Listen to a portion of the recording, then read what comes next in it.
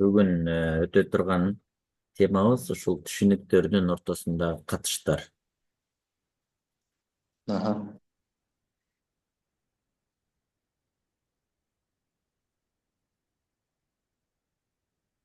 Ортосундагы катыштар. Биринчиси бул барабардык катышы болот. Барабардык катышы. Мисалы, А түшүнүгүн алсак, А бул Кыргыз Республикасынын биринчи президенти деген түшүнүк болсо, Б түшүнүгүбүз болсо Аскар Акаев болот да. Ооба. Ошондо А менен Б барабар. Ушул эки түшүнүктен мындай бири-бирин мондай келет дагы ровно бири-бирине барабар да. Көрдүңбү? А деген бул Б. Дагы гана мисалдардан айталы эми. Сүрөтү ошо бир эле тоголок тартылат. Дагы мисал болсо, Кыргызстандын Борбор шаары. Бул Бишкек. Биш. Азыркы Борбор шаары десек, Ооба. Андан кийин дүйнө жүзүндөгү эң Эң бийик бийик чокуу Эверест. Эверест, ооба. Эверест чокусу Эң десек болот. Дагы мисал айтайын. Чыңгыз Айтматовдун Жамиля повести десек, ошо повесть бирөө эле. Чыңгыз Айтматовдун Жамиля повести десек, так,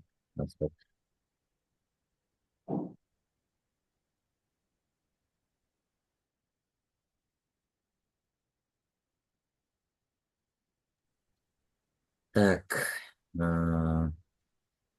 или Чыңгыз Айтматовдун эң биринчи чыгармасы десек, биринчи чыгармасы кайсы эле?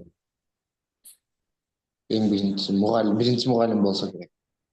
Ошол сыяктуу да. Анан бул экөө 100% синоним болот да, ошондо көрдүңбү? Ооба. Биринчи президент, андан кийин Кыргызстандын Борбор шаары, азыркы Борбор шаары, или там 91-жылдан мурун Фрунзе болчу да. Дагы кандай мисалдарды Ооба. келтирсек болот? Дагы дүйнөдөгү эң узун дарыя, мисалы, Нил дарыясы. Ошол. Түшүндүң муну? Ооба, буну түшүнгөм, бул жалгыз түшүнүккө кирет да. Жалгыз түшүнүк ошонун синоним аттары боюнча болуш керек да. Ооба. 100% бири-бирин алмаштырыш керек да. Ошого Ооба. ээлөнүү түзөсүң мына. Мындан Андан дагы кийин элүүдө түзөм да. ооба, азыр катыштарга дагы түзүп чыгасың, болду. Андан кийин аналогияларды талдайсың да. Ошондон кийин экинчи түшүнүк, то есть экинчи катыш бул багыныңкы катыш болот. Багыныңкы катыш. Багыныңкы катыш. Багыныңкы катыш мисал үчүн сүрөтү мындай да. Сүрөтү бул жырткыч болсо, мына кара. Жырткыч деген түшүнүк болсо, а бул карышкыр деген түшүнүк. Көрдүңбү? Карышкыр деген түшүнүк бул жырткыч деген түшүнүктүн ичине кирет да, багынып турат. Ошондо муну логикалык жактан сүйлөм түзүп текшеребиз десек, мындай болот. Бардык карышкырлар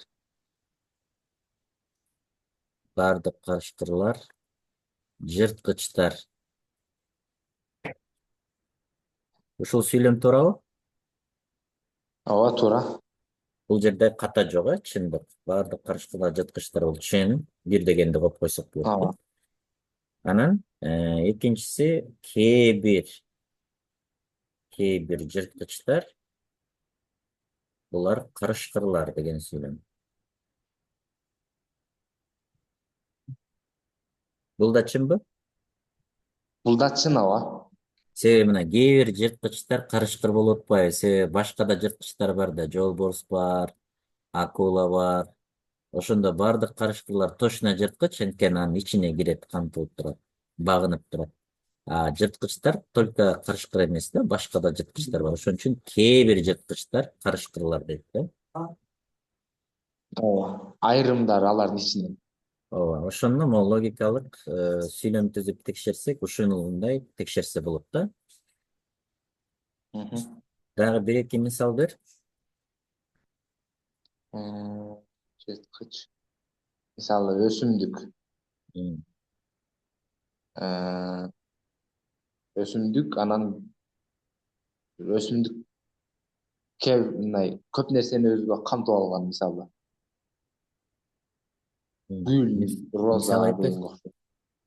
Өсүмдүк роза десең, сен аттап кетесиң да, мына өсүмдүк, өсүмдүктүн ичинде гүл, анан роза да. Көрдүңбү? Өсүмдүк, гүл, роза. Сен ошондо чоң атасы менен небересин айтып аткандай болуп атасың да, ортосунан атасын таштап кетип атасың. Көрдүңбү? Секирип бар да, А, логикалык жактан секирип атасың сен. Ошон үчүн жөн эле гүл, роза десең, мына бул болот. Гүл, гүл, роза роза, ооба, экөөнүн катышы.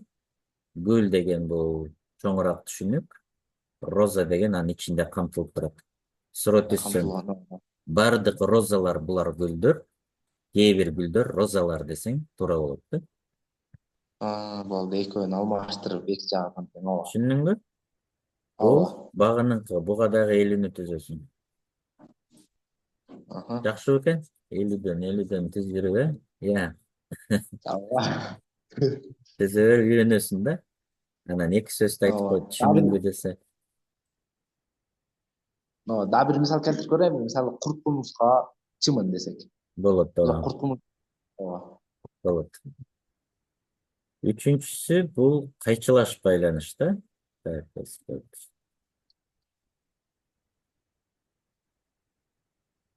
Кайчылаш байланыш. Сүрөттөрүн дагы Байланыш. түшүнүп атасың, могул А барабар Б болду. Мунуку ичинде болду. Кайчылаш байланыштын сүрөтү мындай болот. Мисал үчүн бул окуучу деген түшүнүк, а бул боксер деген түшүнүк да. Мгм. Ошондо мисал үчүн муну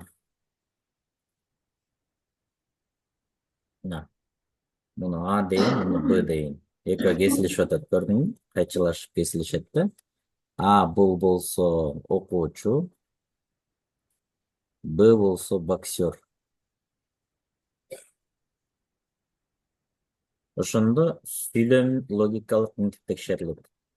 Кээ бир окуучулар боксерлор, кээ бир боксерлор,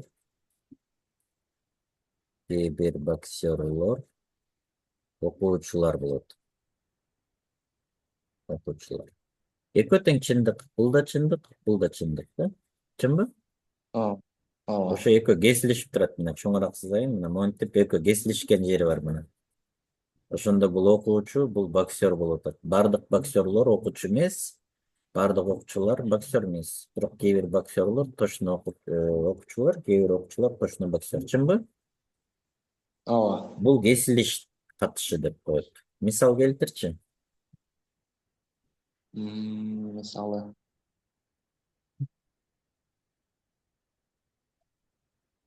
окуучу молдо десек. Болушу мүмкүнбү ушундай? Молдо окуучулар барбы?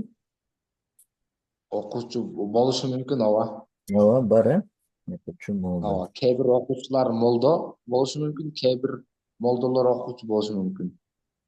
Бул кесилиш болот ошондо. Туура. Кайчылаш Буга байланыш. жансыз заттар деле кире берет, мына ушул Ооба, бардык түшүнүк, мисалы, үч ооба, түшүнүккө тең жансыз заттар деле кире берет. ооба да. Жансыз боло берет любой.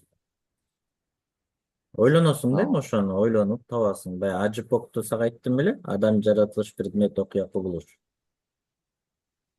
Жок, аларды айтпапсыз. Мына адам, жаратылыш, предмет, проблема, окуя, кубулуш да. Мисал үчүн адам, бизде адамдар курчап турат. Баягы түшүнүктөрдү айтканда айтпадым беле, айтсам керек. Жаратылыш менен предмет, ушул ар бирөөнүн тапканга аракет кыласың да. Проблема, окуя, кубулуш. Ушу бизди ушулар курчап турат да дүйнө жүзүндө. Ушунун баардыгы биздин мээде түшүнүк катары эле бар. Эми ошо түшүнүктөрдү биз азыр жакшылап түшүнүп атабыз да экөөбүз. Бул кайчылаш М, байланыш болду. Эми буларды сыйымдуулар деп коет. Сыйымдуулар дегени ошо бирин бири алмаштырышы мүмкүн да, сыйымдуулар. Сыйымдуу түшүнүк деп коет буларды. Эми а, дагы үчөө бар, сыйымдуу эмес түшүнүктөр бар. Азыр ошолорду сыйымдуу эмес. көрсөтөм. Алар оңой эле, тез эле кыласың. Олар биринчилери эле кичине кыйынчылыкты жаратышы мүмкүн. Сыйымдуу эместер дагы үчөө болот. Биринчиси карама каршы, карама каршы түшүнүктөр да. Карама каршы катыш десек болот. Булар ошо сыйымдуу эместерге кирет. Сыйымдуу А, эместер. Биринчи карама каршы катыш. Сүрөттө мындай да, кара. Бул А болсо, бул Б болот. Карама каршылар мындай да, А дегениң бул сары дегенди айтсаң, мисалы сары. Б болсо кызыл. Сөзсүз тиги ак каранын чоң кичине эмес да. Карама каршылар бири бирине мындай антоним болуп турушу мүмкүн. Мисалы үчүн чоң кичине, эрте кеч, акылдуу акылсыз. А бирок сары, мисалы үчүн ак десең, сен сары десең баары бир карама каршы сөз айтып атасың да, көрдүңбү? м, Сөзсүз антоним эмес. Сары десең, сен мисалы үчүн анын бети ак болчу десең, мен сары болчу десем, значит мен ак эмес деген ойду айтып атам да, чынбы? ооба. Ошон үчүн бул карама каршы түшүнүк болот экен. Мына логика, көрдүңбү? Так, Ооба. буга түзөсүң, оңой эле, буга элүүнү бат эле табасың. Ооба, бул Кийинкиси бирин жокко чыгарган катыштар. Бирин жокко чыгарган катыш. Бирин жокко чыгарган мындай да, мисалы үчүн сары деп атсам, мисалы А де, Аны сары болсо, бул жагы А эмес болот да. Мисалы, анын бети сары десең, мен анын бети кызыл десем, карама каршы ой айтып атам, чынбы? Бирок могу ооба. бирин жокко чыгарганда минтип айтам да. Сен анын бети ак десең, мен ак эмес деп койсом, мен сары деген жокмун, бирок главный ак эмес деп айтып атам да, жокко чыгарып атам, таанып атам да. А, Ошондо ак эмес дегендин ичине сары, кызыл, жашыл любой кирет да. Главный ак ооба. эмес. Бул точный граница бар да, могу жердечи, точно ак эмес. А бул жерде болсо ак деп айтсаң, биякта сары, кызыл, жашыл варианттар көп. Биякта болсо мен точный границаны мындай чек араны точно жүргүзүп атам да, ак эмес. Жокко чыгарат да, жок деп, Жокко ооба. чыгарат, ооба. Эми оңой эле бул. Анан Ооба. буга эми мисалы сен жашыл десең жашыл эмес, буга уже түзүштүн деле кереги жок. Ошол эмес деген эле сөз да. Ооба, эмести кошуп кете бересиң, Кошуп жокко кете чыгарып. бересиң, бул оңой эле. Бирин жокко чыгарган. Анан үчүнчүсү бар, жалпы тектүү катыш деп коет. Так, экинчиси бирин жокко чыгарган болду. Бирин жокко чыгарган. Үчүнчүсү жалпы тектүү деп коет. Жалпы тектүү катыштар. Жалпы тектүү катыш мындай да, мына. А деген түшүнүк музыкалдык инструменттер дейм. Музыкалык инструменттер. Анда бул А чоң түшүнүк, а Б болсо комуз болот, мисалы. С или В болсо гитара болот, мисалы. Дагы Г болсо скрипка болот да. А, Ошондо жалпы тектүү болгондо А деген түшүнүк бул чоң түшүнүк болуп атат. Мамасы деген сыяктуудай да. Жана багыныкы байланышты карадыкпы? Ал жерде ооба. жырткыч, карышкыр деп бир эле вариантты көрсөттүм да мен экөөнүн катышын. А бул жолу болсо, могул комуз менен гитаранын катышы каралып атат да, көрдүңбү? Могу М, кошуналар, моголар, балдарынын катышы. Жана жырткыч, карышкыр дегенде мындай кылгам да, жырткыч, карышкыр. Ошо жырткыч менен карышкырдын экөөсү, мамасы менен баласынын катышы дегендей да. А жалпы тектүүдө болсо, ошо карышкыр менен түлкүнүн катышы каралып атат дегендей да. Ошондо карасаң, музыкага комуз менен гитара десе аналогияда.